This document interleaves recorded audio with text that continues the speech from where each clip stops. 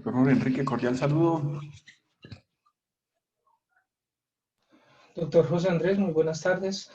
Doctor Juan Pablo, muy buenas tardes. A los demás miembros de esta sala, igual, un saludo caluroso. Qué grato estar con ustedes de nuevo y espero pasar una tarde igualmente amena haciendo lo que más nos gusta, hablar sobre la ley 675. Sí, señor, gracias. Profesor Francisco, está como conectando audio todavía. Ok. María Consuelo, bienvenida. Para todos. Doctor Juan Pablo, bienvenido. Entonces vamos a iniciar. Hoy tenemos varios temitas interesantes, donde estamos hablando de reuniones, luego hablaremos del administrador, de la asamblea del administrador. Bueno, de la asamblea ya hablamos una parte de la reunión pasada, ahorita terminamos el tema reuniones y luego entraríamos a trabajar con el tema del administrador, donde hay también un montón de cosas ahí para revisar y para analizar.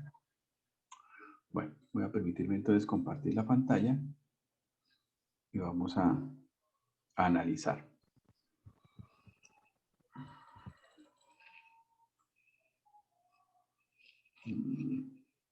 Vamos a acomodar mejor la pantalla. Bueno, entonces, simplemente para el registro correspondiente, vamos a establecer aquí algunos parámetros entonces que siempre usamos. Permítanme un segundito.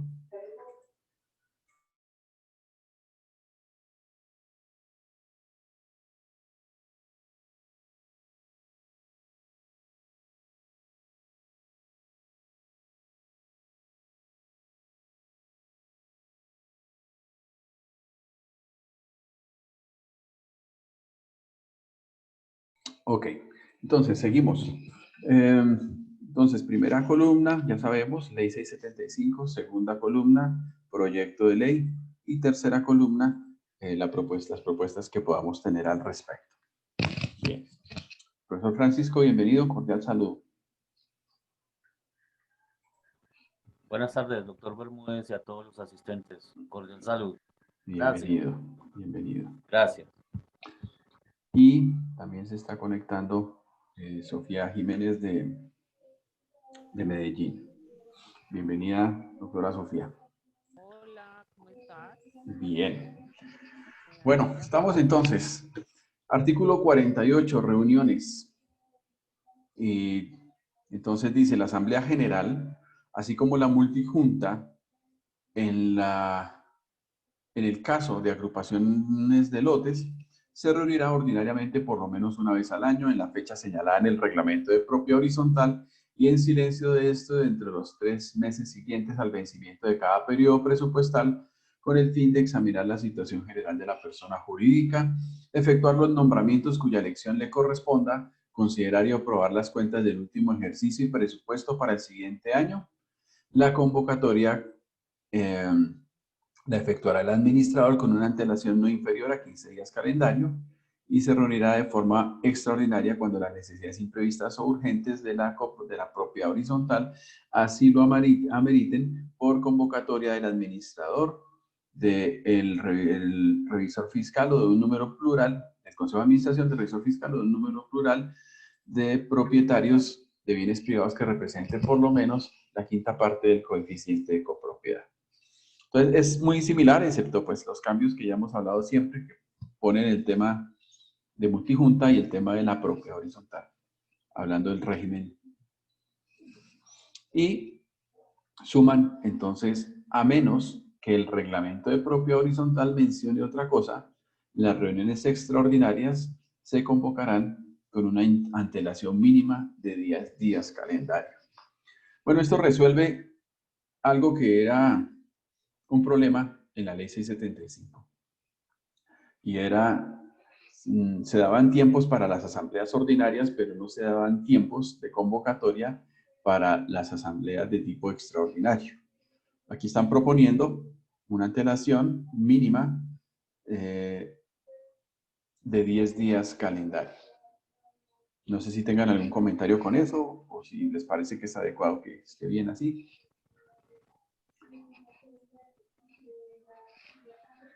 Pero Ok. no sería extraordinario el tema entonces, porque o no amerita urgencia, considero Correcto. yo, porque 10 es que es días llega a precisamente, ser mucho, ¿cierto? sí, a mí me parece que es demasiado, porque se trata de la urgencia o la necesidad imprevista, ¿no? Es de resolverse de manera casi inmediata, de tal suerte que me parece que es demasiado tiempo, va casi que igual a la ordinaria.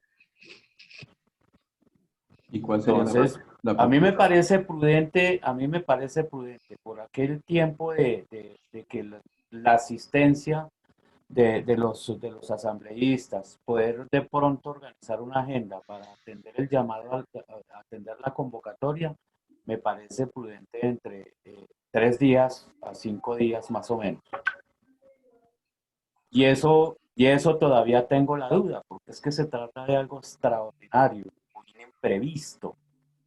¿Ve? Entonces, no sé, pero dejo ahí la inquietud al respecto, me parece demasiado tiempo.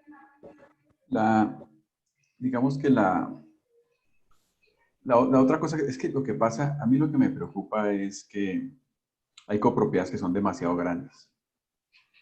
Y la sola hecho de la convocatoria puede ser un asunto ya complejo.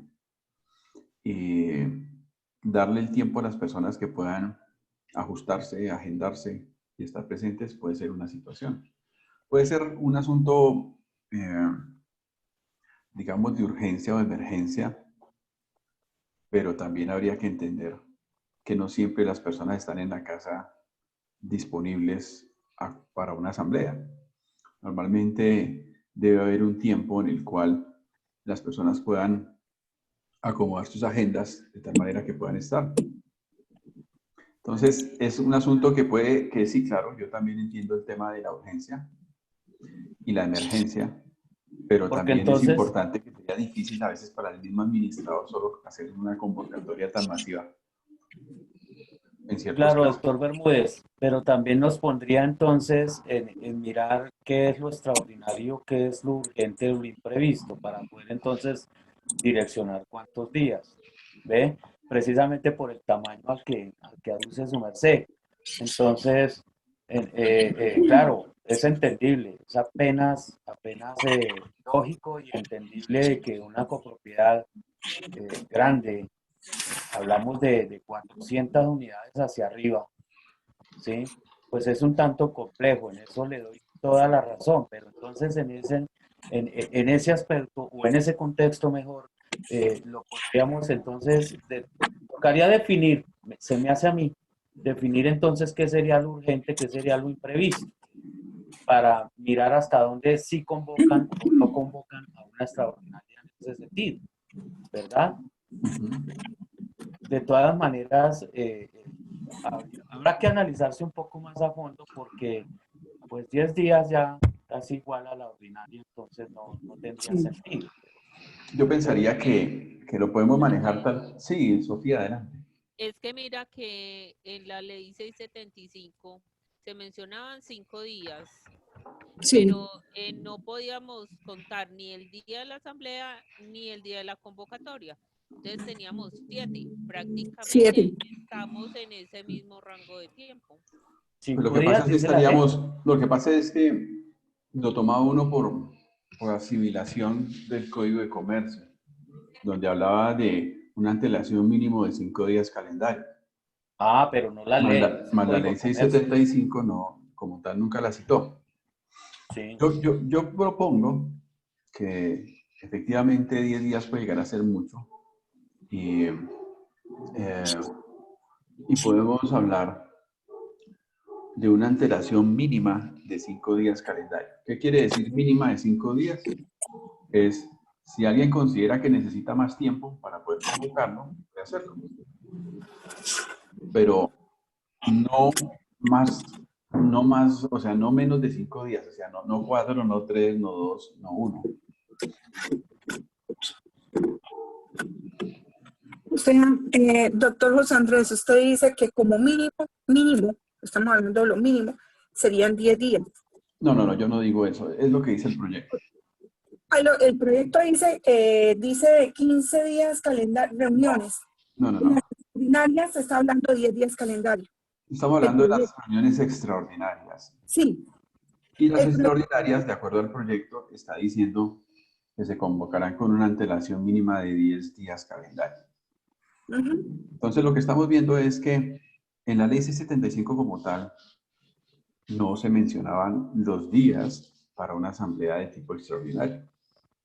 Entonces, estamos determinando si mantenemos lo que dice el proyecto, 10 días calendario, o proponemos manejar la misma manera en que el Código de Comercio de alguna manera estableció, que son 5 días calendario como mínimo, y ya que cada quien determine si necesita más tiempo, pero como mínimo 5 y no 10. Sí, yo también pienso lo mismo, mínimo 5. Ok, Es ver en el contexto la urgencia, el imprevisto. Digamos que por supletoriedad podríamos aplicar lo que atiende el Código de Comercio en el mínimo de 5 días. Ojalá, digamos, en el tema de urgencia o que el imprevisto aguante esperar los 5 días. claro. ¿Sí? Bueno, hasta el momento, después de 20 años, se ha tomado por asimilación el Código de Comercio. Y de una manera u otra, los 5 días pienso que han funcionado, ¿no? Algunos se han extendido a los mismos 15 días, pero pues no había norma al respecto. Y yo pensaría que puede ser prudencial, menos pondría como en riesgo el tema de la misma convocatoria y la disponibilidad de las personas. Doctor Andrés, bien vale la pena, si me lo permiten, expresarles dos inquietudes que tengo ahí Sí, al respecto. Hablemos del artículo 39, para el caso de la ley 675, y aquí pues, por supuesto, el 48 del proyecto. Dos cosas. Uno, la asamblea extraordinaria deberá ser convocado, digamos que pienso eso, la experiencia me ha dejado ver, eh, y la práctica me ha dejado ver muchas cosas, y es la asamblea extraordinaria, uno, por la urgencia y el imprevisto, eso ya lo tenemos claro y determinamos que sean 5 días, atendiendo por supletoriedad, no por supletoriedad, sino por analogía al Código de Comercio. Pero también hay que ver si convocar asambleas extraordinarias se justifica en el entendido si es que la decisión realmente es necesaria por parte de la Asamblea General de Copropietarios, porque se puede presentar una urgencia o un imprevisto donde la decisión la puede tomar consejo y administración o solo el administrador como representante legal, ¿verdad? Entonces, para que no, porque se le presenta un imprevisto o una urgencia, ay, la ley me dice que tengo que convocar a la asamblea extraordinaria. No necesariamente. A ver si la decisión es del resorte realmente de la asamblea. Habrá que mirarse eso, en ese sentido. La segunda inquietud que quiero plantear a ese respecto es quién convoca a la extraordinaria. La asamblea extraordinaria, según la ley, y aquí lo mantienen, la convoca el administrador, el consejo de administración, el revisor fiscal o la quinta parte del coeficiente, o un número plural, como dice aquí, eh, eh, de bienes privados que representen por lo menos la quinta parte, así lo dejan lo mismo.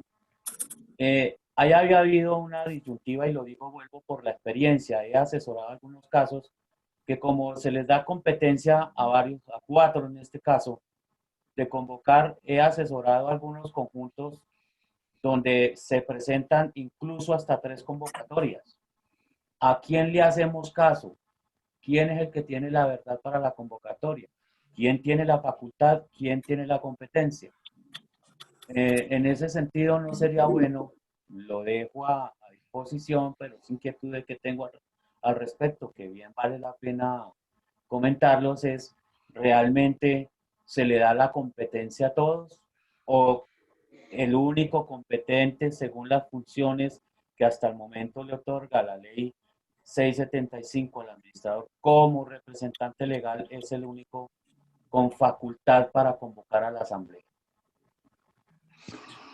Bueno, yo pensaría ahí con relación a, primero, a lo primero, pues para eso están delimitadas las funciones de la Asamblea General, las del Consejo y las del Administrador. Entonces, cuando hay una necesidad imprevista, urgente, yo pienso que es simplemente determinar si es del resorte de la Asamblea, pues se tendrá que convocar a Asamblea, y si no es del resorte de ellos, pues tendrá que hacerlo el Consejo o el Administrador, para no extralimitar. Obviamente atendiendo las necesidades del Código Civil en relación a casos de emergencia extrema, donde sería peor haber esperado hacer una asamblea que haber atendido una situación de emergencia, pues de pronto tendría una justificación como administrador de no haber hecho la asamblea y haber tomado una decisión. Pero pensaría que esas son las excepciones, muy excepcionales, bastante excepcionales, en casos de extrema situación. Pero yo pensaría que de todas maneras, si la ley ya genera una limitante o delimita cuáles son las funciones de la Asamblea, y me parece peligroso de algún modo abrir esa brecha para que el administrador o el Consejo de algún modo empiecen a tomar decisiones que de alguna manera sean competencia directa de la Asamblea General, ¿no? Argumentando urgencia o un asunto imprevisto. Doctor, lo planteo por a ver si se puede dar como una herramienta para que no se sigan dando las confusiones en ese sentido, que es que convocan a una asamblea extraordinaria. Por ejemplo, el Consejo de Administración toma la decisión de pasarle la carta de terminación del contrato al administrador. Y entonces el administrador convoca asamblea extraordinaria porque a él lo eligió la asamblea, y convierte en una asamblea extraordinaria en ese sentido, ¿verdad? Claro, obviamente no se tienen claros los conceptos de lo extraordinario y lo urgente, pues el administrador asume que es urgente y que es extraordinario y convoca a la asamblea porque le están terminando el contrato. Y hay muchos otros motivos y cosas que se dan para asamblea extraordinaria que yo en un momento dado, cuando asesoro, les digo, venga, uno, realmente era urgente e imprevisto y realmente es del resorte la decisión de la asamblea, porque algunos aducen, mire, gasto económico es un recurso que no está, a veces, en muchos casos, presupuestado. Hay una serie de líos ahí con esos temas porque se convocan asambleas que realmente no tienen sentido. No sé si de pronto podamos dejarles alguna herramienta o alguna cosa ahí para poder resolver ese nudito ahí. Primero, la competencia de quien convoca, y dos, los motivos para convocar una ordinaria. Bueno, ¿cuál sería la propuesta entonces? ¿En dónde la quiere y cómo la quiere? Pero en principio puedo decirle que para mí en lo personal, pues simplemente es un tema de aplicación de la ley. Porque la ley ya está escrita, ya dice, bueno, ahora identificar qué es urgente o qué es imprevisto. Pues finalmente entra la asamblea una vez convocada realmente a determinar si justificado o no justificado. Y hay un proceso de depuración normal o natural que ya establece, perdón un segundito que la doctora Leonora aquí está escribiendo algo. Sí.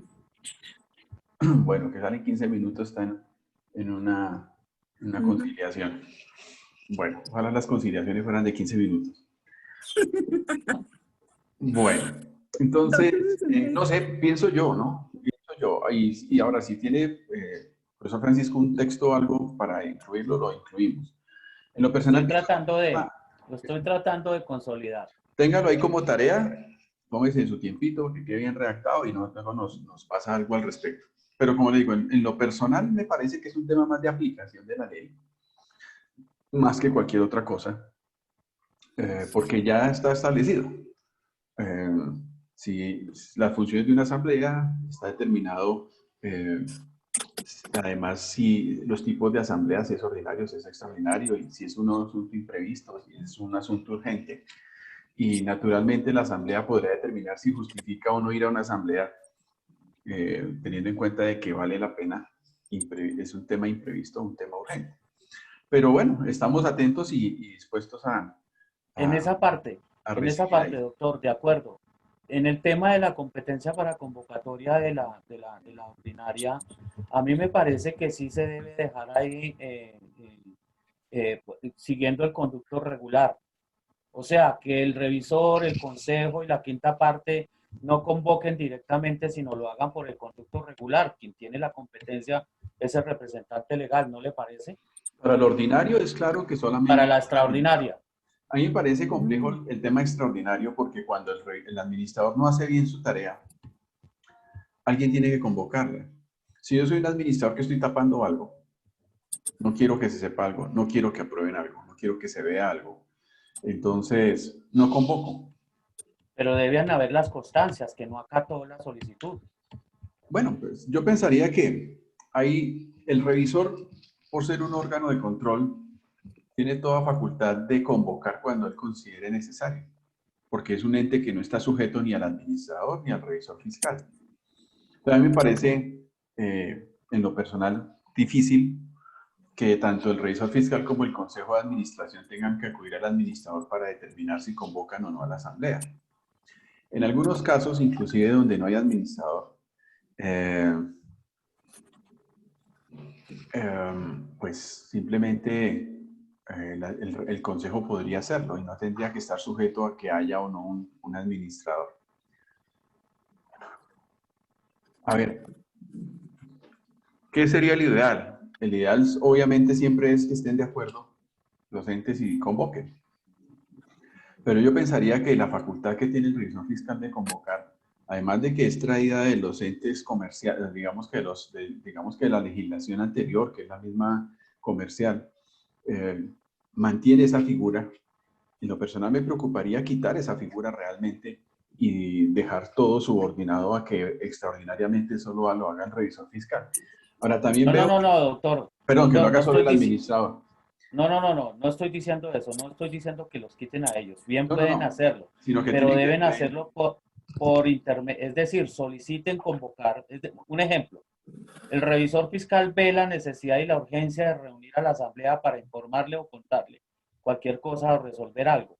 Solicítele al administrador que convoque a la asamblea, pero ¿quién la convoca? El revisor por intermedio del administrador.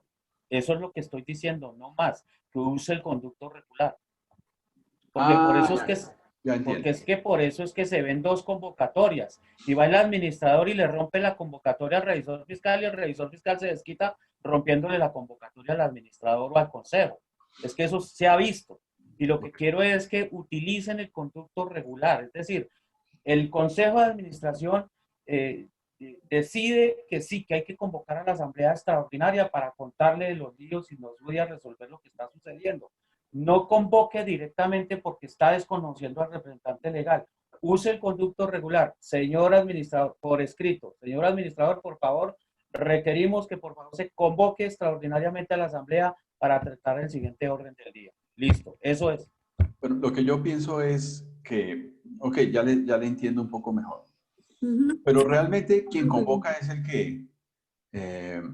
claro, pero lo hace por intermedio. Claro, el que firma la convocatoria es quien convoca. En este caso, si yo soy el revisor fiscal y necesito hacer la asamblea, yo, revisor fiscal, señor Andrés Bermúdez, convoco asamblea por esta y estas razones, firmo. Documento en mano, señor administrador, tramite esta convocatoria. Circúlela, claro, hágala llegar a todos. ¿Correcto? Porque es que si usted se ha dado cuenta, doctor, convoca al consejo, el revisor fiscal o la quinta parte, ¿y a quién le toca la logística y a quién le toca todo el rollo? Al mismo administrador. Y es lo que debe ser, porque está llamado para hacer eso. Pero entonces, hagan el conducto regular para todo, es decir, hagan la tarea como es. Listo, con mucho gusto yo le convoco, señor revisor fiscal. Listo, usted es el que convoca, yo lo hago. Eso es lo que quiero, pero que lo hagan por el conducto regular. Perfecto, está muy bien. Entonces, podríamos incluirle entonces a ese texto. Perdón, Lo Sí, siento. adelante. Hay casos en donde simplemente por química no hay buenas relaciones entre el revisor fiscal y el consejo, o entre el revisor fiscal y el administrador, y sencillamente la solicitud de convocatoria para una extraordinaria, como se está sugiriendo, queda archivado entre el cajón del escritorio del administrador. Sí, y no se hace. O hay casos en donde, de acuerdo con lo que se está diciendo, entonces quedaría únicamente la posibilidad autónoma para el administrador de convocar esa asamblea. No, no, no, no, Ahora, no, hay no, casos en los que hay que no analizar estoy diciendo eso. si la convocatoria para una asamblea extraordinaria obedece en realidad para un evento urgente, para un evento extraordinario. Un evento extraordinario, algo que sea urgente, como la caída de la copropiedad, por ejemplo. Hay, hay copropiedades, y yo las he visto, en donde se reúnen en asamblea extraordinaria para simplemente acordar la cuota extraordinaria con la cual van a pagar la póliza de zonas comunes. Y eso lo he visto acá en Bogotá. Y casualmente estaba trabajando con la administradora de esa copropiedad de ese tema. Ahí hay varias cosas y eso es una urgencia que en realidad no es urgencia porque es falta de ilustración por parte de la misma comunidad. Entonces hay que ver en realidad qué es urgencia y qué no es urgencia, qué es lo que amerita y qué es lo que no amerita convocar una asamblea extraordinaria. Y la asamblea extraordinaria cuando se solicita, cuando se es convocada, en realidad debe ser algo apremiante, que si no se hace, se acabó la copropiedad. No amerita simplemente que porque vayamos o no vayamos a cambiar de administrador, entonces ya, reunión, asamblea extraordinaria. Creo yo que esa parte se debe conservar tal cual como está en la legislación y mirar más bien cuáles serían los casos de competencia para cada uno de los entes. Con eso, si se presenta una urgencia o un imprevisto, miramos, como lo decía el doctor Andrés Bermúdez anteriormente, quién es el que va a convocar de acuerdo con lo que se haya previsto, no solamente en la norma, sino también en el reglamento interno de cada copropiedad. Considero yo que eso sería lo que deberíamos entrar a definir, dándole al mismo tiempo la libertad a cada copropiedad para que dentro de la autorregulación decidan qué le compete, en qué momento al administrador o al revisor fiscal, basándose en lo que nosotros propongamos en este documento. Hace un tiempo Pero, atrás me consultó un consejo de administración y, profe, ¿qué pasa si el administrador no nos convoca a la asamblea habiéndose solicitado motivo de cancelación de contrato? Fácil, porque no está atendiendo un requerimiento de uno de los órganos de control. Si no convoca cuando se lo solicitan, está incumpliendo. Chao. ¿Ve? Y así asesorado a muchos consejos, porque es que es bueno que las cosas tienen un orden. Y entonces en ese sentido que convoque quien tiene la competencia. Bueno, todos tienen la competencia, pero usen el conducto regular para evitar inconvenientes y líos. Hay una propuesta entonces, Francisco, relacionado con esto y está ahí en la pantalla. Entonces podríamos dejarlo así. Por convocatoria del administrador, del consejo de administración, del revisor fiscal número plural de propietarios de bienes privados que represente por lo menos la quinta parte de los coeficientes de copropiedad, para lo cual el administrador deberá dar trámite a la misma, a los propietarios, o dar trámite a la misma, o Sí, convocando sí, exactamente. a los propietarios. Pues para que quede entonces la obligatoriedad. María iba a decir algo. sí, no sé si lo que quiere decir esto, eh, Francisco, es en este aspecto. Resulta que supongamos que un grupo plural de propietarios reunió el coeficiente para poder convocar a esa reunión. Los propietarios no conocen, ese grupo a todos los propietarios, no conocen sus correos, no conocen los teléfonos, para poder llegar a que la convocatoria, pues, por parte de los propietarios tenga éxito. Entonces, ¿qué pasa? Se le pide el favor al administrador que ya cumpliendo el requisito que dice la ley que con en un coeficiente de tanto para convocar a las reuniones extraordinarias se puede convocar. Entonces ahí están las firmas de las personas que cumplieron el requisito legal, que como propietarios el coeficiente para poder convocar.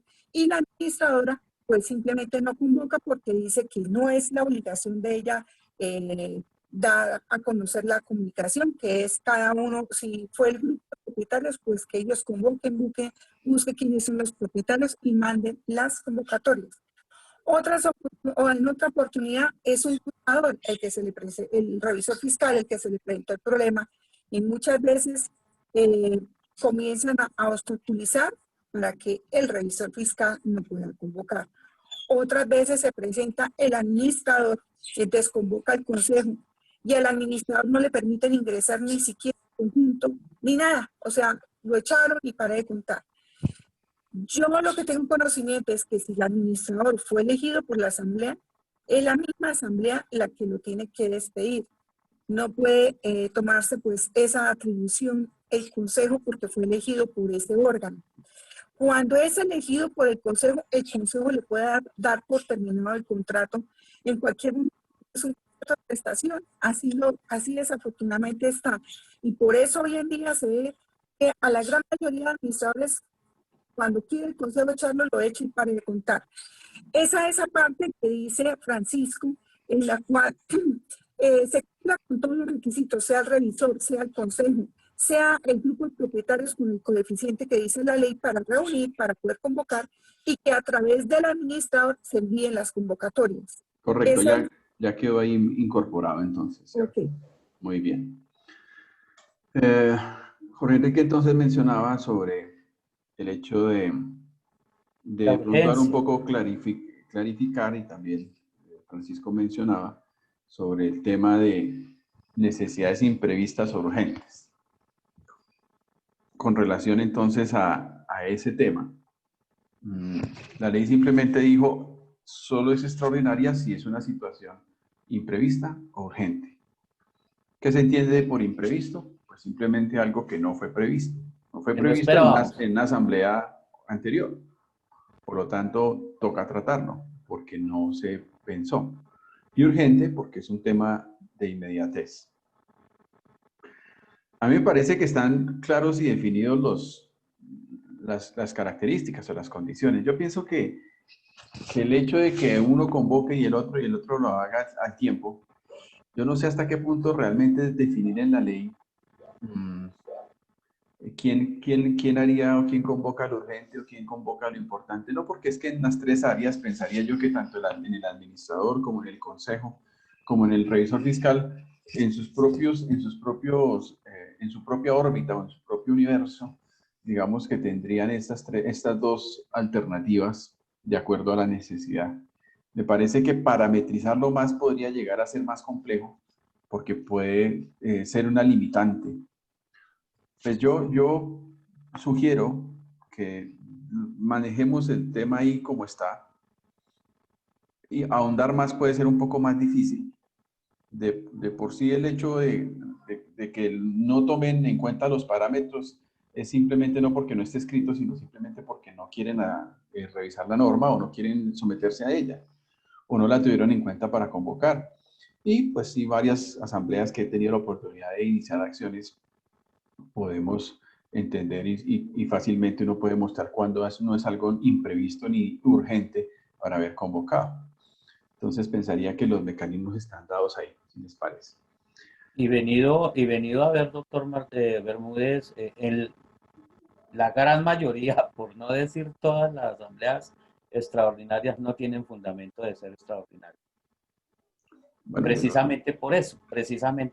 Que lo hacen sin tener en cuenta el requisito, ¿no? Lo anotaba Jorge Enrique. Una de la más popular es esa, la de reunir a la asamblea extraordinariamente para pedirle cuota extraordinaria para la póliza de áreas comunes que la misma ley dice que debe estar presupuestada.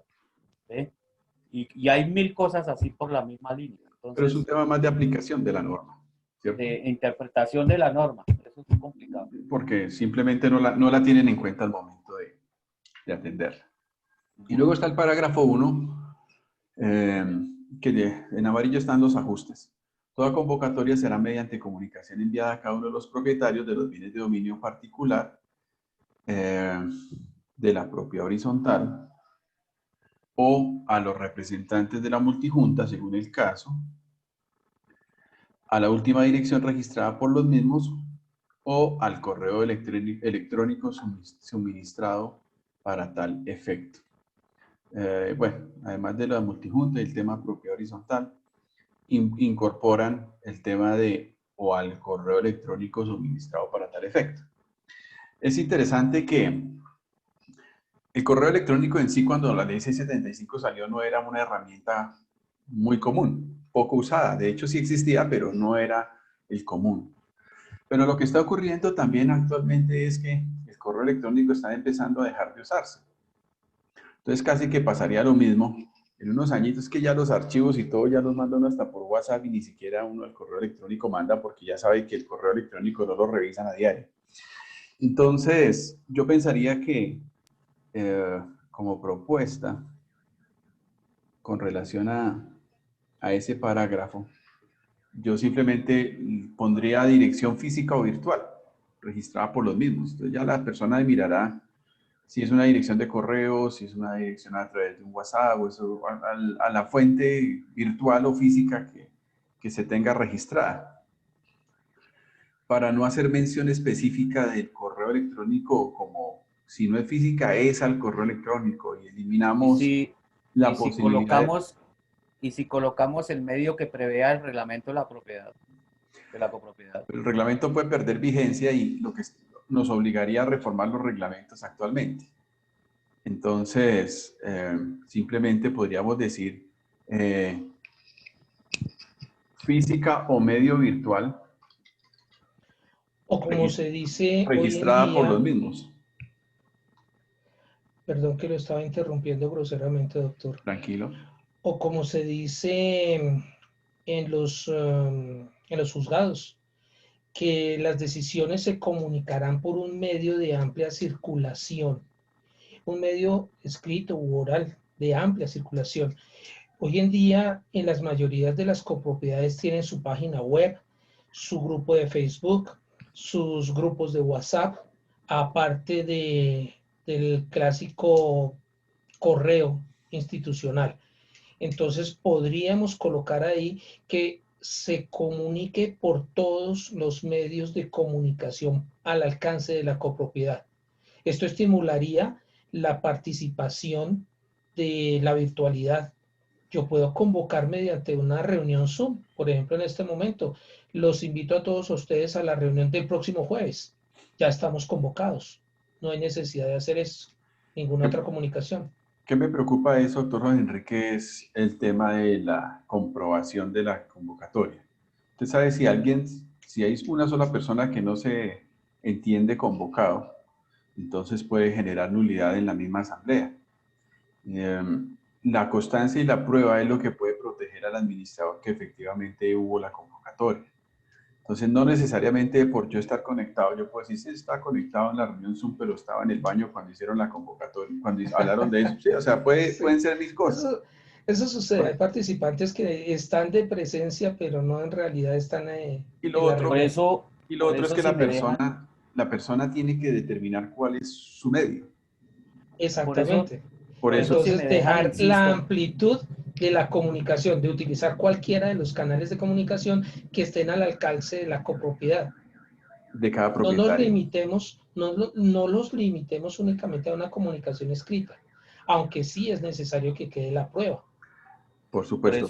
Por eso insisto que dejar potestad al reglamento, porque la asamblea defina cuál sería el mecanismo más expedito que tienen en esa copropiedad para recibir la convocatoria, y ahí lo definirán. Lo que pasa otra cosa es que el administrador, independientemente del medio de convocatoria que use o los que use, todos los que enumeró don Jorge, ¿sí? Él debe dejar prueba de que la persona se enteró. Eso sí es algo de la gestión del administrador. Y es tarea de él asegurarse de que el 100% de los copropietarios recibieron la convocatoria, independientemente del medio. Yo no me metería con el reglamento de propiedad horizontal, Francisco. ¿Por qué razón? Precisamente porque lo que no queremos es que esta reforma a la ley mande a todo el mundo a reformar sus reglamentos. Entonces, si establecemos que el procedimiento está en los reglamentos, todo el mundo tendría que mirar a ver cómo reforma el reglamento y le mete un procedimiento. Y con lo costoso que está reformar los reglamentos es difícil. Mi doctor, pero usted y yo sabemos que ahorita todos los reglamentos a nivel nacional necesitan reforma y actualización. Por supuesto, pero ¿quiénes tienen el dinero y quiénes tienen la posibilidad de hacerlo? Es que eso no es tan costoso. Oh, eso es un sofisma que dicen que es costoso. No es tan como lo pintan. Profesor Francisco, vea, la doctora Leonor comentó lo que pasa en Barranquilla. Sí, pero eso es cuando afectan cada número de matrícula. Por supuesto, uno de los números de matrícula. Cualquier reforma al reglamento de propiedad horizontal afecta el 100% de las matrículas. Y eso lo hace costoso. Y si me cobran 200.000 pesos por cada unidad privada, por unidad privada solamente por el impuesto departamental, pues ya se vuelve un absurdo. Y en muchos sitios, no solo en Barranquilla, en Bogotá nos pasó hace un tiempo. También fue exorbitante el impuesto que se estaba generando y estaba convirtiéndose en imposible reformar los reglamentos de propiedad horizontal. Entonces, si ese es un tema que es complejo, tenemos una cantidad impresionante de copropiedades que todavía están con sus reglamentos de propiedad horizontal a la ley 182 del 48. ¿Por qué? Porque o no lo han querido hacer o no han tenido el dinero para hacerlo, o teniendo el dinero y queriéndolo hacer no han tenido el quórum para poderlo hacer porque caprichosamente algunos no quieren que se haga y simplemente no lo han permitido. Yo tengo reformas de reglamentos de propiedad horizontal del 2002 que realicé, que hasta el momento la Asamblea todavía nada que nos ha podido aprobar, porque las condiciones de quórum no se los ha permitido. Entonces hay muchos factores que considero que es complejo. Yo pensaría que es no complicarnos la vida acá y simplemente, aquí la ley, en la ley 675 simplemente dice a la última dirección registrada por ellos. Yo simplemente podría, a la última dirección física o medio virtual registrado por ellos, dando un alcance mayor sin tener que ir hasta el reglamento de propiedad horizontal. Además, porque es que eso no lo define la copropiedad, eso lo define la persona. A mí, un reglamento de propiedad horizontal no puede decirme cuál va a ser el medio por el cual yo recibo mi información. Eso lo defino yo, porque tiene que ver es conmigo y no con la copropiedad. Pues por esa razón tampoco comparto mucho el tema de que se haga en el reglamento. Entonces pensaría y les propongo que por facilidad, simplemente es meter estas 4 palabritas, dirección física o medio virtual, registrado por los mismos, porque es que no hay que quitarle el derecho que la persona diga, yo quiero que me convoquen, me notifiquen, me digan en este medio. Y pensaría que lo resolveríamos bien. Y que eso hace que tenga mucha más importancia de la que se le ha dado hasta el día de hoy al registro, al libro de registro de copropietarios. Ahí el administrador estaría en la obligación de mantener muy actualizado ese libro. Y en ese libro, el copropietario debe registrar esa dirección o ese canal de comunicación en el cual desea ser convocado. ¿Okay? ¿Les parece si esta propuesta la dejamos así? Sí, señor. Sí, por mi estoy de lado, acuerdo. sí, señor. Ok, muy bien. Parágrafo 2 lo han mantenido igual y generaron un parágrafo 3 que habla de la Asamblea General y la Multijunta podrán reunirse de manera no presencial siempre y cuando los miembros puedan deliberar y decidir por comunicación simultánea o sucesiva. En este último caso, la sucesión de comunicación deberá ocurrir de manera inmediata de acuerdo con el medio empleado. Yo pensaría que eso no va ahí, eso debemos dejarlo donde está más adelante. ahora que hablemos de asambleas no presenciales y por comunicación escrita, porque me parece que queda fuera de lugar ahí donde está y es mejor dejarlo donde estaba. Allá donde más adelante en el artículo, inclusive, ahorita vamos a ver que en el mismo encabezado ya cita esto en el artículo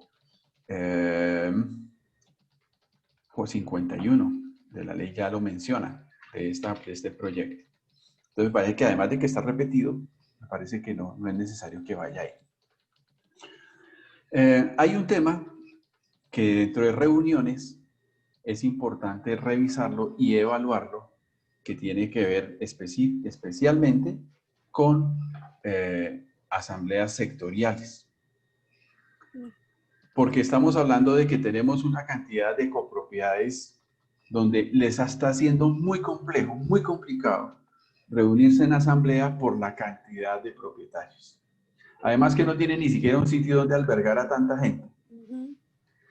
Por un lado, por el otro es inmanejable. Tuve un administrador de una asamblea de 4.000 copropietarios y lo querían matar porque dijo que le subieran, que para este año las cuotas iba a subir, creo que eran 12.000 pesos. Y casi lo linchan, o sea, uno solo con una comunidad de gente tan grande, sin tener uno las condiciones de seguridad ni siquiera mínimas, y estamos hablando de vivienda BIS o BID. Y entonces es donde mucha gente fue y se fue a su vivienda y nadie les dijo que tenían que pagar administración, que tenían que pagar vigilancia. Entonces cuando llegan los administradores a tratar de decirles que hay que pagar ciertas cosas, se ofenden, porque creen que los están robando. Y así muchas otras cosas por las cuales se vuelve inmanejable una asamblea. En las asambleas todos quieren participar, todos quieren opinar. Es una comunidad de 1.000, de 2.000. Empezar a esperar a que todos los que quieran hablar sobre un tema hablen se vuelve un asunto imposible de manejar. Entonces, estamos hablando ahora del tema de asambleas sectoriales. Me parece que es un tema, doctora Janet Huertas quería participar algo al respecto, pero se me desconectó. Vamos a darle un poquito de tiempo entonces a ella, que ella quería comentar algo importantísimo que a ella le parece dentro de esto. Yo también tengo algunas opiniones y observaciones a eso. Entonces vamos a darle un poquito más de tiempo y luego nos metemos a ese tema, porque ella quería compartir algunas precisiones sobre eso. Entonces, De acuerdo. Reuniones, ya hablamos de artículo 49. Sigamos con artículo 49. Reuniones por derecho propio se mantiene exactamente igual. La reunión universal que está en el segundo inciso también se mantiene igual. Y ahora hablamos de reuniones de segunda convocatoria.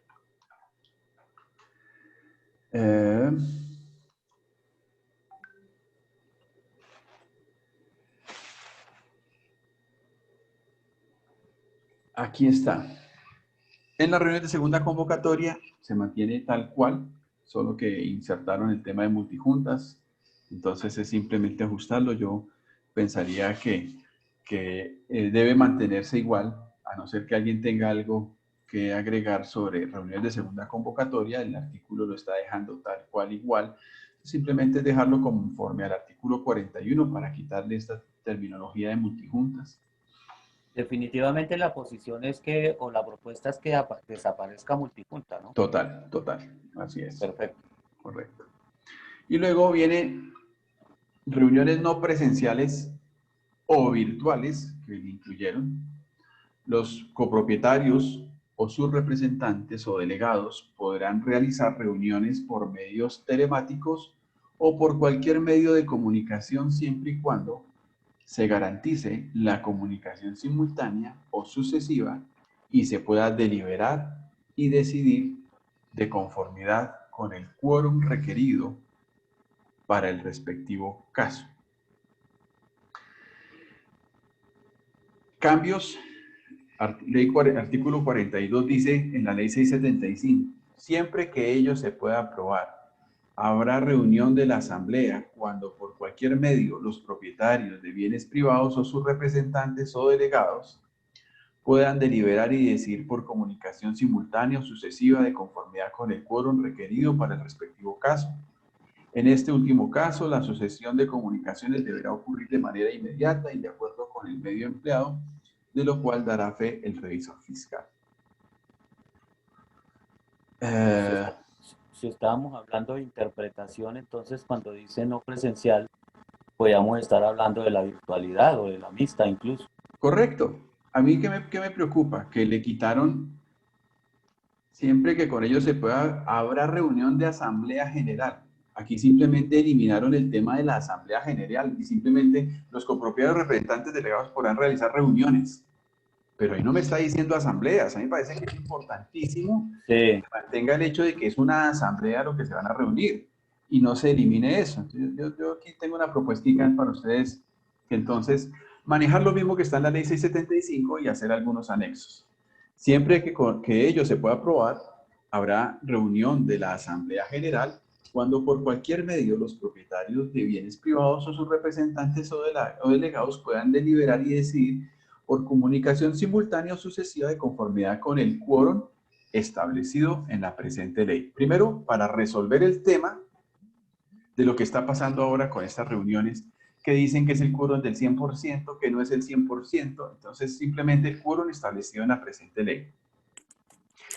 Y más adelante eliminar ese parágrafo que le metieron al artículo 40, o el artículo 44 que le metieron diciendo que si alguno no participa, entonces del 100% no participa, no hay, entonces simplemente es eliminarlo y simplemente aquí establecer que es el quórum establecido en la presente ley. En este último caso, la sucesión de comunicación deberá ocurrir de manera inmediata, de acuerdo con el medio empleado, de lo cual dará fe el revisor fiscal de la copropiedad cuando exista o en su defecto el administrador. Ese es el otro problema que tenemos y es que cuando no hay revisor fiscal simplemente esa figura no se puede usar porque no hay quien dé fe. Y partiendo del decreto que salió cuando la emergencia económica le dieron facultad al administrador para verificar el quórum, entonces podríamos pensar que el administrador, para que esa sesión pueda funcionar, pueda dar fe del quórum correspondiente cuando no hay revisor fiscal. No sé qué piensan de esa propuesta. Pues de hecho es que si uno le coloca sentido común al tema de una de sus funciones es eso, cuando él convoca asamblea, el administrador pues debe asegurarse y constatar quórum para el efecto de los informes y todo que va a rendir. Entonces, ¿quién necesita el quórum para que le aprueben presupuesto o estados financieros? ¿El administrador? Entonces me parece que sí al lugar el tema de colocar el administrador. Solamente en caso de que no exista el revisor, ¿no? Exactamente, correcto. Parágrafo. Para acreditar la validez de la reunión no presencial o virtual deberá quedar prueba inequívoca como medios telemáticos que garanticen la seguridad en la que sea claro el nombre del propietario, el representante que emite la comunicación. Aquí le metieron, a diferencia de la ley 675, le quitaron el tema del fax, le metieron medios telemáticos y le están metiendo la fecha. Bueno, la ley sí dice la hora, dice del contenido y del contenido de la misma, así como las decisiones y la correspondiente copia de la notificación de la convocatoria efectuada a los copropietarios. A mí me parece que en cierto modo, mismo de la ley 675, a mí me parece que es una bobada, teniendo en cuenta, ya sabiendo cómo es que funcionan las asambleas virtuales, que los propietarios para demostrar que son ellos tengan que presentar la copia de la convocatoria. Si es que uno ya los ve. ¿Sí? La persona está acreditando, yo soy la persona para ingresar, inclusive ahorita los que han tenido la oportunidad de estar en asambleas virtuales tienen que demostrar primero antes de poder ingresar a la reunión. Y estando adentro, pues, entonces la labor del revisor fiscal es verificar que los propietarios son los que participan. Me parece que sería muy difícil ahorita pensar que para yo estar en la reunión tengo que entregar copia de la convocatoria. Me parece que eso ya sobra y simplemente yo propondría el parágrafo que dijera para acreditar la validez de una reunión no presencial, deberá quedar prueba inequívoca en medios telemáticos, donde sea claro el nombre del propietario que emite la comunicación, el contenido de la misma y la hora en que lo hace, ya que en los medios actuales sí queda registrado la votación, la fecha y quién lo hizo, ¿no? Claro, porque si está emitiendo una comunicación o está presente en la asamblea fue porque se enteró de la convocatoria. Correcto. Entonces, presentar ese documento me parece que eso sobraría y simplemente pensaría yo que podríamos eliminarlo. Luego viene el artículo 52, decisiones por comunicación escrita. En este se mantiene lo mismo que está en la ley 675, solo que cambian los términos de propiedad horizontal y multijunta. Algo Sí, que no pero algo que no me gusta a mí es que tiene que el término para que las personas entreguen la comunicación sea de un mes, y eso la hace ineficaz. Voy a leerlo para que entremos todos en contexto. Bueno, Por favor. dice, decisiones por comunicación escrita. Serán válidas las decisiones de la Asamblea General o la multijunta cuando, convocada la totalidad de los propietarios de las unidades privadas, los deliberantes, sus representantes o delegados debidamente acreditados, expresen el sentido de su voto frente a una o varias decisiones concretas, señalando de manera expresa el nombre de la copropiedad que emite la comunicación, el contenido de la misma y la fecha y hora en que se hace. En este evento, la mayoría respectiva se computará sobre el total de los coeficientes que integran la propiedad horizontal. Si los propietarios o representantes de la multijunta hubieren expresado su voto en documentos separados, estos deberán recibirse en un término máximo de un mes, contados a partir del envío acreditado de la primera comunicación. Es decir, yo quiero que se tome una decisión, lo hago por escrito, le mando a cada propietario su hoja diciendo, ¿está usted de acuerdo sí o no con que tomemos esta decisión? La persona firma con su fecha, con la hora, etcétera, y dice, sí estoy de acuerdo o no estoy de acuerdo. Ok. Para yo escribir eso, sí o no, la ley dice que se puede tomar 30 días en hacer eso y entregar la hoja. Que eso me parece totalmente absurdo. La propuesta que yo... Es como si fuera asamblea permanente. Imagínense, 30 días para firmar un documento. Entonces, claro, obviamente tenían en cuenta que es que si la persona no está, etcétera, entonces haya un tiempo. Pero yo pienso que las circunstancias actuales virtuales facilitan que ya no tenga que esperarse 30 días, porque se puede mandar tanto física como virtualmente el documento. Y la persona puede manifestar el sentido de su voto. Algunos actualmente, porque es que aquí no dice necesariamente físico, el sentido de su voto con fecha, hora, lo están haciendo inclusive hasta por WhatsApp. Doctor, dejemos los 5 días hábiles. Ok, yo le puse acá 10 días con el ánimo, digamos, de cualquier situación, pues manejando en mismos términos de los 10 días o en un término máximo, bueno, podemos hablar de los 5 días también. Pero hábiles. Yo hablo de 5 días, pero hábiles.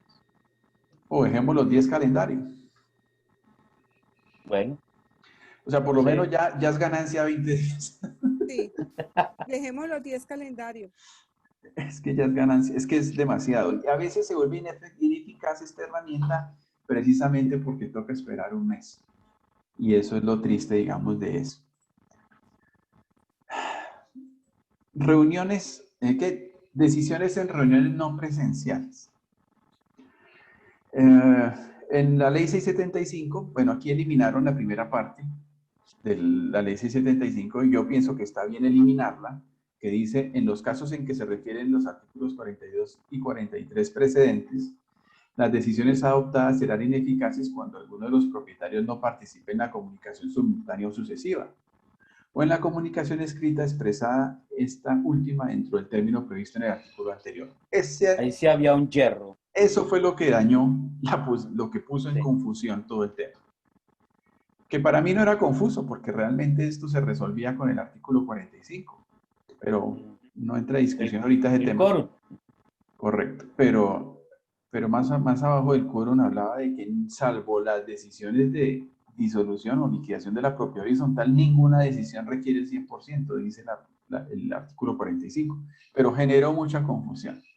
Entonces es mejor eliminarlo y dejarlo como están aquí en la propuesta y simplemente las actas de la asamblea se sentarán en libros respectivos y suscribirse, ellos pusieron acá física o digitalmente por el representante legal y comunicarse a los propietarios dentro de los 10 días siguientes a aquel en que se concluyó el acuerdo. Me parece que está bien también Sí. manejar el tema virtual. Sí, sí. Luego viene el tema de quórum y mayorías. Se mantiene. Ellos incluyeron este párrafo en amarillo, donde dice, la multijunta sesionará con número plural. Entonces yo pienso que el tema de multijuntas también sale. Sale Es todo. eliminar este párrafo y lo demás se mantiene exactamente como está en la ley 675. Ellos crean este párrafo, este parágrafo. Dice, las propiedades horizontales de inmuebles destinados a uso residencial y mixto, con uso residencial, deberán determinar el carácter de las decisiones que se toman en la respectiva reunión. De manera que cuando se pretenda adoptar decisiones de contenido económico, la votación se llevará a cabo teniendo en cuenta el coeficiente de copropiedad. Si la decisión es de contenido no económico, la regla a tener en cuenta será un voto por cada unidad privada. Entonces, haciendo alusión a lo establecido por la Corte Constitucional en la sentencia C522 del 2002. Pero eso ya está aclarado más Pero atrás. ya en 2 ocasiones se aclaró eso, me parece que ya es excesivo. Está excesivamente redundante y es innecesario eso. Para mí, eliminarlo. Muy bien. Y luego habla de las decisiones que exigen mayoría calificada del artículo 55. Dentro del artículo 55 toman las mismas que están en la ley 675. Dice el numeral 5. Reforma los estatutos y reglamentos en lo concerniente a las disposiciones sobre bienes y servicios comunes. Eso me parece terrible. Eso me parece un golazo ahí que no necesita. Toda reforma del reglamento de propiedad horizontal debe pasar por la asamblea y por el 70%. Eso es una protección de la copropiedad. Entonces, cualquier otra reforma dice que en lo concerniente a las disposiciones sobre bienes y servicios comunes. Carambas. Y las demás cosas, entonces, ¿quién las aprueba? El No, pero es que administrador. todo es común y ahí es la incidencia y la decisión de la asamblea. Correcto. Entonces, sobra totalmente poner eso en lo concerniente a las disposiciones sobre bienes y servicios comunes, porque es que abre un boquete a que las personas consideren qué cosas pueden reformar sin necesidad de la aprobación de la asamblea. No, es peligroso, un peligro. Entonces yo pienso que esto es dejar como está, mantener el numeral 5 como está en la ley 675.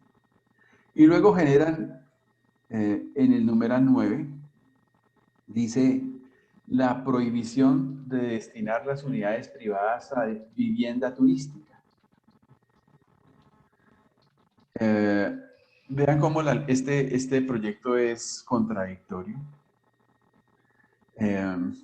Habíamos hablado que es mejor que diga la ley la autorización de la vivienda turística y no la prohibición. Es que todo el mundo podría hacer vivienda turística y para poder limitarlo habría que reformar los reglamentos. Y eso me parece terrible. Cuando las mismas normas del Ministerio de Turismo dicen que es al contrario, que para que se pueda autorizar la vivienda turística, el reglamento tiene que autorizar. Ahora, este numeral 9 es contradictorio con el mismo 11, porque el 11 dice autorización para destinar las unidades privadas residenciales a vivienda turística. Ah, sí. Sí, sí. Entonces pienso que es simplemente eliminar el 9 y dejar el 11. Y De luego, acuerdo, sí, señor. liquidación Y dejar el 11. Correcto. Ahora, miren cómo este numeral 11 es contradictorio con lo que se quería escribir en el 5. Porque dice que es reformar los reglamentos en lo concerniente a disposición de bienes y servicios comunales. Pero esto que está aquí no tiene que ver con bienes comunales, sino con bienes privados. Entonces, como para sumarle un poquito al tema.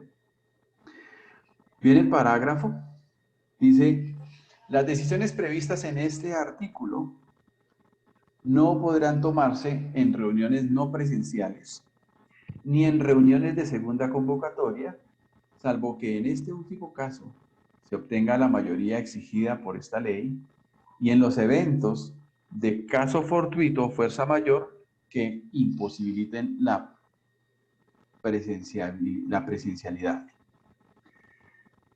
Yo tengo ahí un asunto y es, en este tiempo de pandemia, todas las asambleas de tipo virtual que se han hecho, yo pienso que los elementos virtuales son bastante buenos ahora y permiten la deliberación, la discusión, sin ningún tipo de conflicto, con las mismas peleas que se hacían presencialmente y con las mismas todo. Yo pensaría que podemos quitarle la restricción que tienen las reuniones no presenciales para decisiones de mayoría calificada del 70%. Porque me parece que no debemos restringir la asamblea en eso. Y se reunieron de manera virtual, que tomen las decisiones que tengan que tomar. Vea, en estos momentos de pandemia están muchos limitados porque necesitan tomar decisiones de mayoría calificada y no pueden hacerlo por este bendito parágrafo. No lo pueden hacer. Entonces, pensaría yo que es mejor simplemente quitarle y que quedara: las decisiones previstas en este artículo no podrán tomarse en reuniones de segunda convocatoria o por comunicación escrita, salvo que en este último caso, se obtenga la mayoría exigida en la ley, aquí esto tenemos que cuadrarlo. Sí, señor. En reuniones de comunicación escrita o de segunda convocatoria, salvo que en este último caso se obtenga la mayoría exigida por esta ley en los eventos del caso fortuito, fuerza mayor que imposibiliten la presencialidad. A ver, es que aquí le metieron esta parte. Y los eventos de caso fortuito o fuerza mayor que imposibiliten la presencialidad.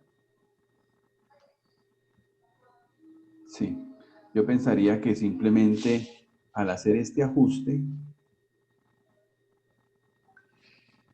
dejarlo como estaba en la ley 675, este pedacito. La mayoría exigida por esta ley.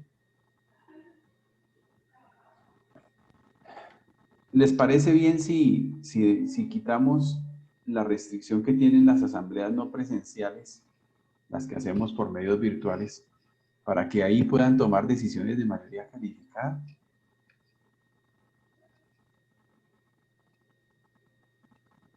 ¿Qué piensan?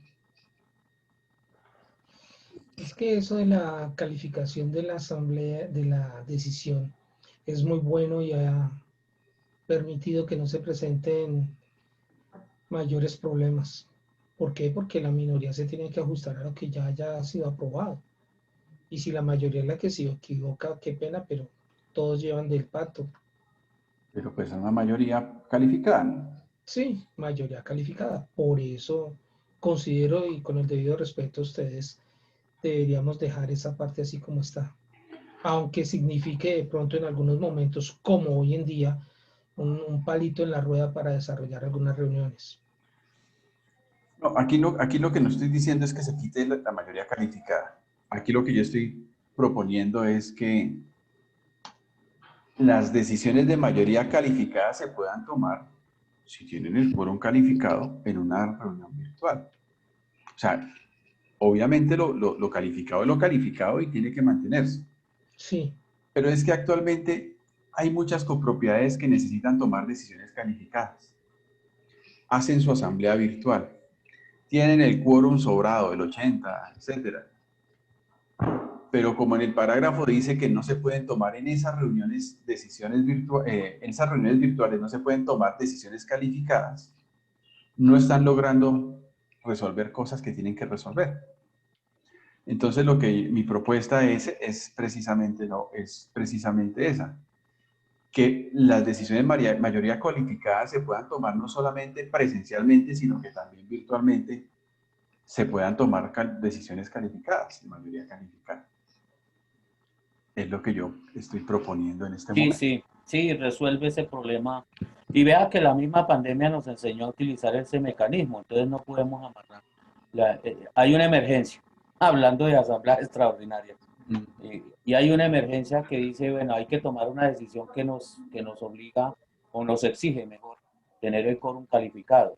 Pero como no la podemos hacer presencial, entonces no podemos tomar decisiones, obstaculiza el desarrollo, el normal desarrollo del cumplimiento de los objetivos de la persona jurídica. Me parece que es darle una herramienta más para poder resolver cosas.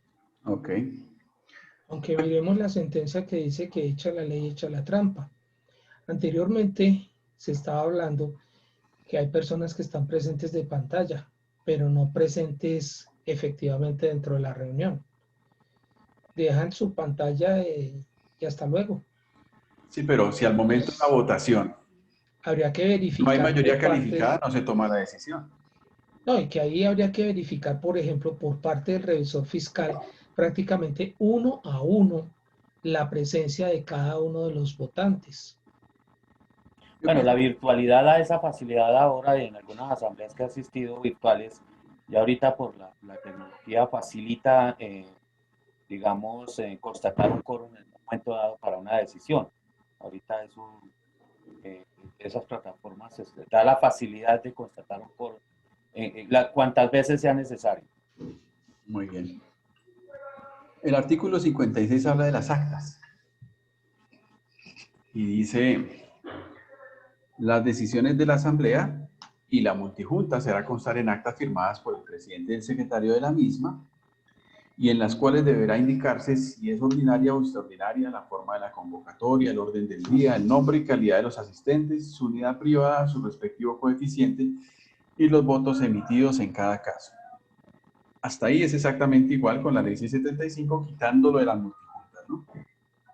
Luego dice, en los eventos en que la asamblea o la multijunta decida encargar personas para verificar la redacción del acta, las personas encargadas deberán hacerlo dentro del término que establezca el reglamento o en su defecto dentro de los 3 días hábiles siguientes a la fecha de la remisión a los verificadores.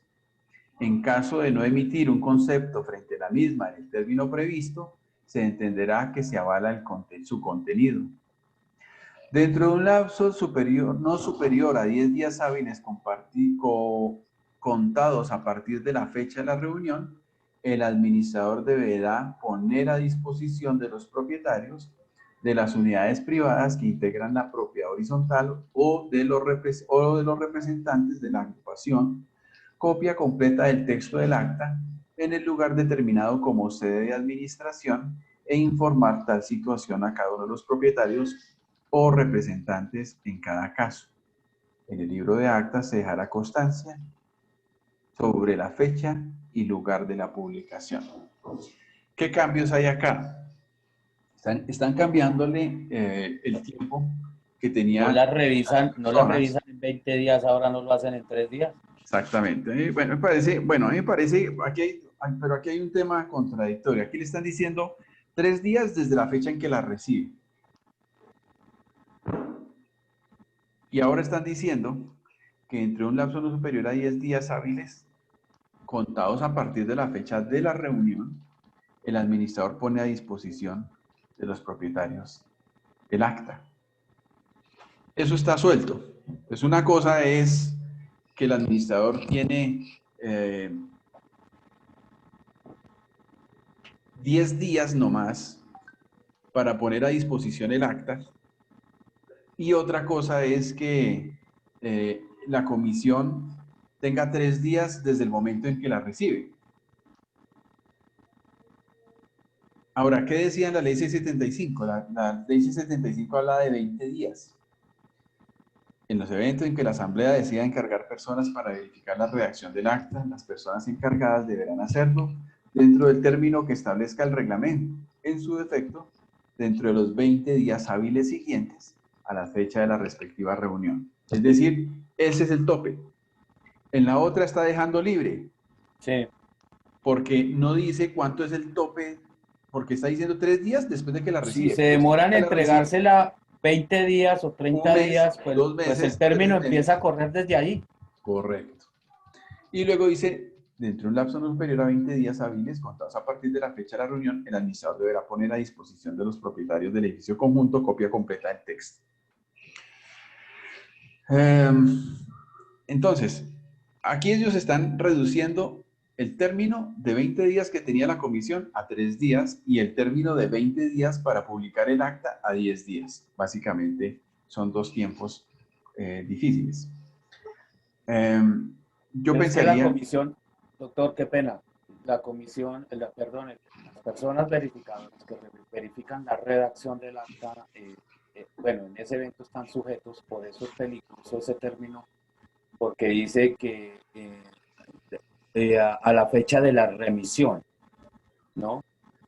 Si el administrador se demora X número de días, pues hasta el día que ellos la reciben, empiezan a contar los 3 días hábiles, empiezan a correr los términos. Eso de pronto en el tiempo, digamos que no resuelve el problema que se tiene ahora por las demoras en tema de la redacción, que es que quien me sirvió y grabó y esto no me lo ha entregado, y entonces pienso que ahí en la ley 675 lo que previeron fue eso, ese tiempo de redacción, Correcto. de legalizar el acta, y eso se dan en los tiempos. Pero porque una cosa es elaborar, redactar, estructurar el acta, y otra cosa es revisarla. ¿Sí? Correcto. Yo les propongo manejar no 3 tiempos, no 2 tiempos como está en la ley. El tiempo para que el administrador entregue a las personas designadas por la Asamblea. Yo diría 10 días. 5 días el tiempo que tienen las personas designadas por la Asamblea para entregar al administrador. Y 20 días, que es el tiempo que tiene el administrador para publicarlo.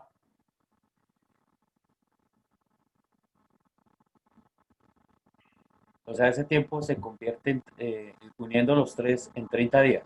No. O sea, a los 10 días, desde la Asamblea, el administrador Sí. entrega el borrador. Las personas designadas por la Asamblea tienen 5 días. Van solamente 15. entre el día 10 hasta el día 15 es el máximo tiempo que tienen para revisarla. Y la tienen que entregar con las observaciones, etc. Y el administrador tiene del día 15 al día 20 para publicar. Ah, del día 15 al día... Ah, ya. Sí, está bien. Yo pienso que es mejor establecer los 3 tiempos y les queda más claro a todos. Sí. No, y es suficiente Ahora, tiempo. yo pensaría que haría falta también un párrafo que diga que las consideraciones al acta por parte de las personas designadas la harán constar en un documento separado del acta. Separado, ¿no? Y que no firman el acta. Correcto. O sea, al decir que es un documento separado, simplemente le da fuerza a lo que el mismo artículo 47 dice que lo firma el presidente y secretario. En la actualidad ve uno comisión verificadora y revisores fiscales firmando actas. Correcto. Entonces me parece que es importante dejar eso claro también para que lo hagan en documentos separados. Las consideraciones, ¿no? Ni en ningún momento dar ninguna Ni alusión a concepto. que ellos aprueben nada, ¿no? No, exacto. Ni aprueban ni desaprueban. Correcto. Muy bien.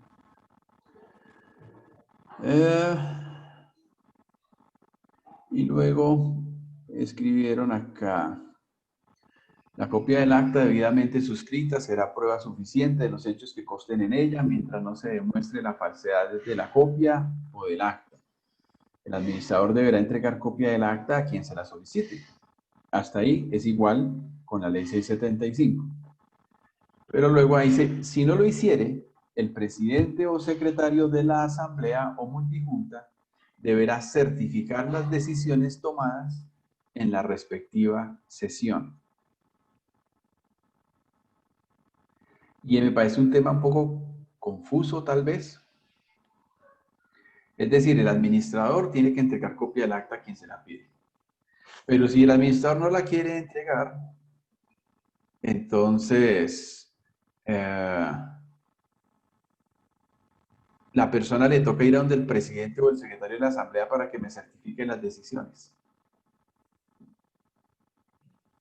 ¿Qué tan necesario es eso? Ahora, ¿qué tal que el presidente me certifique una cosa y el secretario otra? Sí, sí es peligroso eso.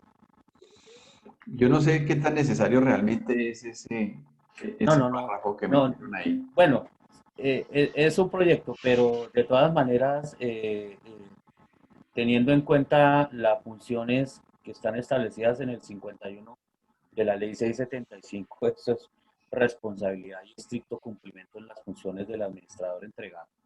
La copia del acta. De hecho, más abajo el siguiente, el parágrafo lo refuerza. Aquí dice todo.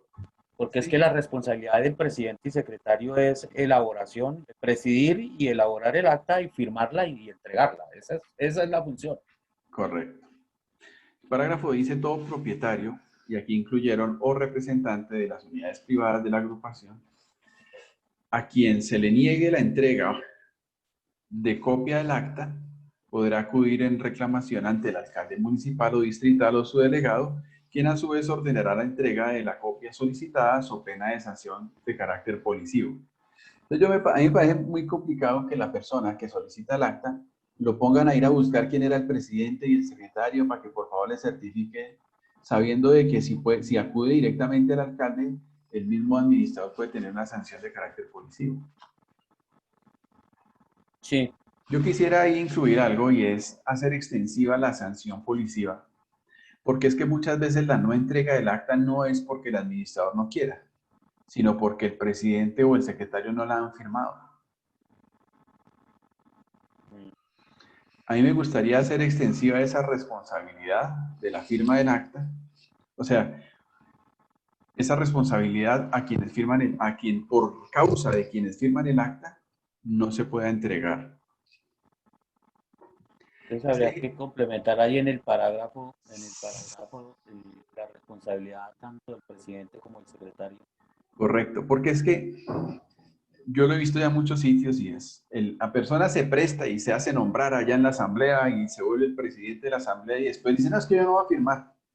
Es que falta de seriedad es eso que hacen convocar a la gente, gastar un mundo de plata para una asamblea, el tiempo de la gente, tomar unas decisiones para que la persona se ponga ahora y diga, no, yo no voy a firmar. Entonces me parece muy complejo. Entonces, generando un tipo de presión, estableciendo que cuando por razones de falta de firmas no es posible entregar el acta, la sanción de carácter policivo también aplicará sobre las personas por las que no ha sido posible la publicación del acta o la entrega del acta. Voy a ponerlo aquí para luego redactarlo con calma. Procedimiento ejecutivo se mantiene exactamente igual. Hicieron la actualización de superintendencia bancaria por superintendencia financiera. Se mantiene exactamente igual. La impugnación la mantienen igual, excepto que hacen la actualización con relación al Código 382 del Código General de Proceso. De acuerdo, sí, eso sí está perfecto. Ya que el artículo 194 del Código de Comercio fue derogado. Doctor Bermúdez, y ahí resaltar la multijunta que sabemos que desaparece. Ah, bueno, sí.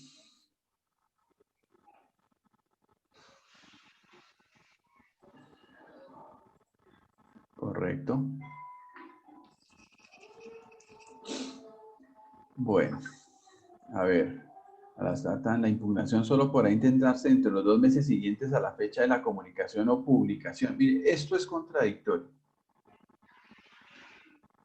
¿Por qué razón? Porque Si bien es cierto, la ley 675 dice así, dentro de los 2 meses siguientes a la fecha de la comunicación o la publicación de la respectiva acta, también es cierto que el Código General del Proceso, que está acá, dice a la realización de la asamblea y no a la publicación del acta. Entonces, lo que está aquí escrito es contradictorio con la misma ley que está citando. Porque no es siguientes a la fecha de la comunicación, sino, si estoy citando el artículo A 3, la realización de la asamblea. Ah, sí, claro, claro, de entonces me acuerdo, sí, toca señor. ¿ok? Tiene toda la razón, sí. No, a la fecha de la respectiva asamblea. O realización de la asamblea, una cosa así.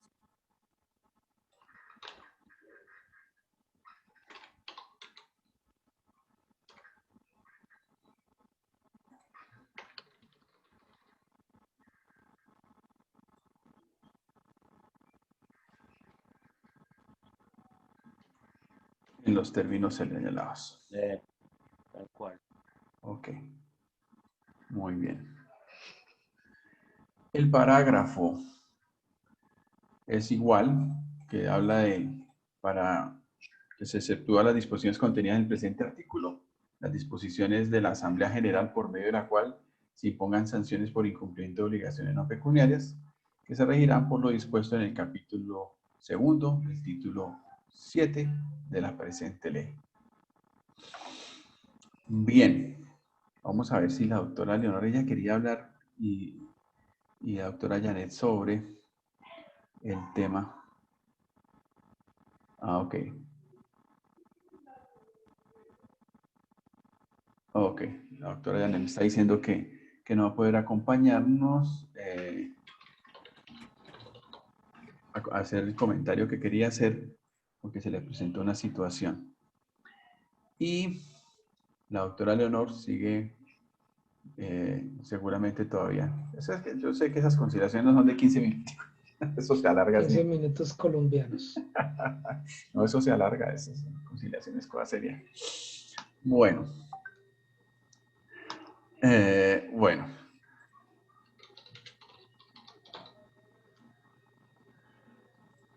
Aquí entramos a un capítulo que es largo, dispendioso y complejo, que es del administrador de la propiedad horizontal. Yo no quisiera ahorita, por el corto tiempo que tenemos, dejar mucho el tema. Yo les propondría que yo tengo algunas propuestas para eso, pero lo que pasa es que este es un tema muy álgido. Yo quisiera más bien hacer un corte ahora. Quisiera pedirles que ustedes puedan presentar alguna propuesta relacionada con este capítulo y poder deliberar un poco más. ¿Por qué? Porque aquí entra algo que es la responsabilidad del Consejo de Administración como órgano de administración. Porque es muy álgido, sobre todo cuando solo la ley 675 le dio las responsabilidades al administrador y le toca a uno empezar a buscar normas, analogías, código civil, código de comercio, empezar a mirar a ver por dónde el Consejo también tiene responsabilidad. Entonces, este artículo yo les pido que miremos cómo lo podemos integrar con Consejo de Administración en calidad de administrador y administrador en calidad de administrador, como una tarea para que podamos traer unos argumentos claros de discusión en esta mesa y unas propuestas concretas de cómo se puede manejar. Yo tengo unas propuestas en sí. Lo que pasa es que son muy discutibles. Entonces, yo les voy a mandar de pronto al correo algo de lo que yo propongo, si lo desean, pero me gustaría más que eso también mirar qué pueden ser las propuestas por parte de ustedes. De lo que propongamos acá, va a depender mucho la gran problemática que tenemos ahora en los conjuntos y en los edificios, relacionado con los administradores y con el consejo de administración. Entonces, lo que queremos es empoderar al Consejo de Administración no solo en la toma de decisiones, sino en la responsabilidad compartida que tienen por causa de tomar decisiones, por causa de involucrarse en las actividades propias de la administración.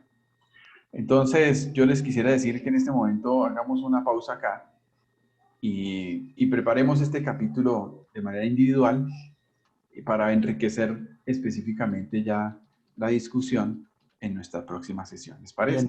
Le entendí, doctor, está planteando entonces también no solamente impugnar las decisiones de la Asamblea, sino las decisiones del Consejo. Bueno, ahí hay algo interesante, obviamente, porque no lo menciona la ley, pero el Consejo, de acuerdo con el artículo 55, actualmente en la ley 675 dice que es el que toma determinaciones en orden que la persona jurídica cumpla sus fines.